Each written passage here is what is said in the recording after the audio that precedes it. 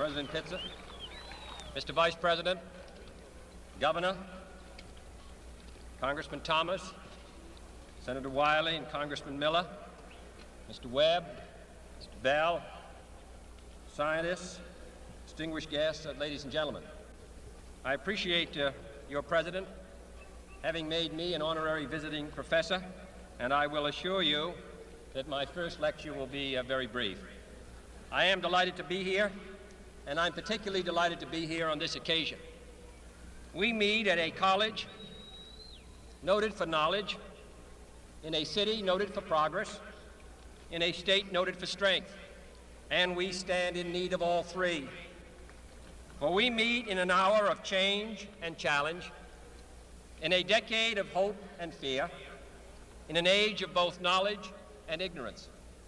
The greater our knowledge increases, the greater our ignorance unfolds.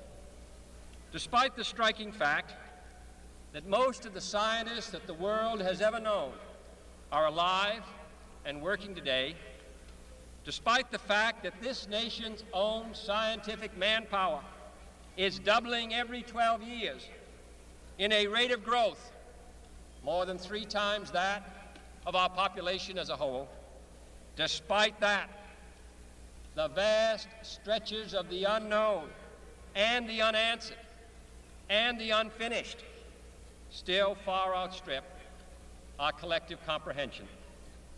No man can fully grasp how far and how fast we have come. But condense, if you will, the 50,000 years of man's recorded history in a time span of but a half a century. Stated in these terms, we know very little about the first 40 years, except at the end of them, advanced man had learned to use the skins of animals to cover them. Then about 10 years ago, under this standard, man emerged from his caves to construct other kinds of shelter. Only 5 years ago, man learned to write and use a cart with wheels. Christianity began less than 2 years ago. The printing press came this year. And then less than 2 months ago, during this whole 50-year span of human history, the steam engine provided a new source of power. Newton explored the meaning of gravity. Last month, electric lights and telephones and automobiles and airplanes became available. Only last week did we develop penicillin and television and nuclear power.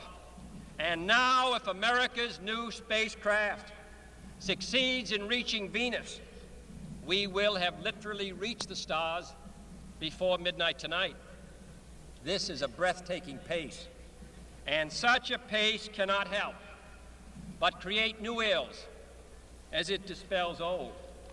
New ignorance, new problems, new dangers. Surely the opening vistas of space promise high costs and hardships, as well as high reward. So it is not surprising that some would have us stay where we are a little longer, to rest, to wait. But this city of Houston, this state of Texas, this country of the United States was not built by those who waited and rested and wished to look behind them.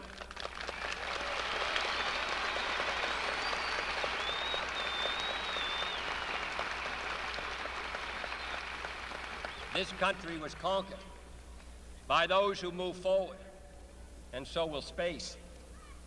William Bradford, speaking in 1630 of the founding of the Plymouth Bay Colony, said that all great and honorable actions are accompanied with great difficulties, and both must be enterprised and overcome with answerable courage. If this capsule history of our progress teaches us anything, it is that man in his quest for knowledge and progress is determined and cannot be deterred. The exploration of space will go ahead, whether we join in it or not. And it is one of the great adventures of all time. And no nation which expects to be the leader of other nations can expect to stay behind in this race for space. Those who came before us made certain that this country rode the first waves of the Industrial Revolution, the first waves of modern invention, and the first wave of nuclear power.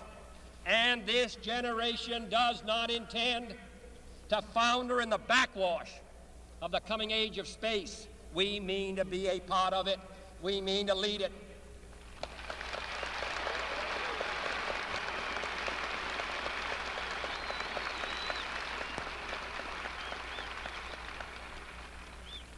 For the eyes of the world now look into space, to the moon and to the planets beyond. And we have vowed that we shall not see it governed by a hostile flag of conquest, but by a banner of freedom and peace. We have vowed that we shall not see space filled with weapons of mass destruction, but with instruments of knowledge and understanding. Yet the vows of this nation can only be fulfilled if we in this nation are first, and therefore we intend to be first.